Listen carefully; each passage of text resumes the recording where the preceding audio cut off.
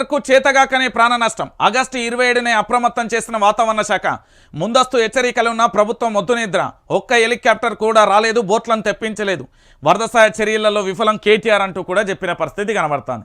ఇక ఇంతకంటే దారుణం, ఇంతకంటే దుర్మార్గం ఏమన్నా ఉన్నదా? అదే రోజు అప్పుడైతే నాయనా ఇగో వీళ్ళ ప్రసంగాలు, వీళ్ళ ఉపదంపుడు ఉపన్యాసాలు, వీళ్ళకి సంబంధించి పూర్తి స్థాయిలో ఎట్లా మాట్లాడుతున్నారు, ఏం కథ ఒక్కసారి చూడుర్రి. ఆగమాగం అడివడి ఉండకపోతే నన్ను అడుగు.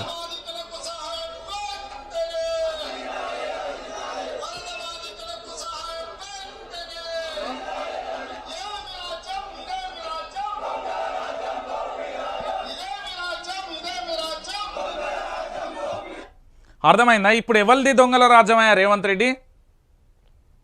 ఇప్పుడు నిన్న నాలే ఇదే మీ పరిపాలన, దొంగల పరిపాలన, దోసుకునేటోళ్ళ పరిపాలన అని చూకుంటావా నువ్వు? ఏం చెప్పినావు నువ్వు?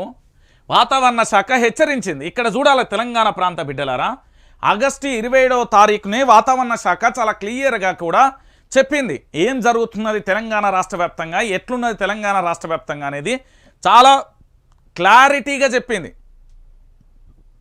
ఇక చూడుర్రి, ఇక్కడ డేట్తో సహా చూడుర్రి. ఆగస్టు 27వ తారీఖునే వాతావరణ హెచ్చరికలు జారీ చేస్తే ఖమ్మం జిల్లాకు సంబంధించిన మంత్రులు, ఖమ్మం జిల్లాకు సంబంధించిన ఎంపీ, ఖమ్మం జిల్లాకు సంబంధించిన ఎమ్మెల్యేలు ఉన్నారు. కాంగ్రెస్ పార్టీకి 7 స్థానాలకు 7 స్థానాలు గెలిపించిళ్ళు. ఇప్పుడు కొట్టుకోరు తలలు ఇట్లా. నేను చెప్తున్నా కదా, రాష్ట్రాన్ని తెచ్చినోడికి చేతిలో ఉంటే ఆ బాధ ఏందో తెలుస్తుంది, ఆ పెయిన్ ఏందో తెలుస్తుంది. వీళ్ళకేం తెలుసు? ఆగస్టు 27వ తారీఖున పూర్తి స్థాయిలో కూడా వాతావరణ శాఖ అలర్ట్ చేస్తే రాష్ట్ర ప్రభుత్వం ఎంత మొద్దు నిద్రలో ఉన్నది అనడానికి ఒక ఉదాహరణ. ఓ హెలికాప్టర్లను రెడీ చేయలే, లేకపోతే బోట్లను రెడీ చేయలే, లేకపోతే పూర్తి స్థాయిలో ప్రభుత్వానికి సంబంధించిన ఎన్డీఆర్ఎఫ్ సిబ్బందులను కానీ పూర్తి స్థాయిలో తెప్పించని పరిస్థితి కనబడ్డది. ఇది ప్రభుత్వ పరిపాలనకు సంబంధించి. ఇక దీంతో పాటు ఇక్కడనే ఉన్నదా అంటే కాని పరిస్థితి. ఇంకేమున్నది అనేది ఒక్కసారి మీ అందరికీ కూడా నేను వినబడే ప్రయత్నం చేస్తా.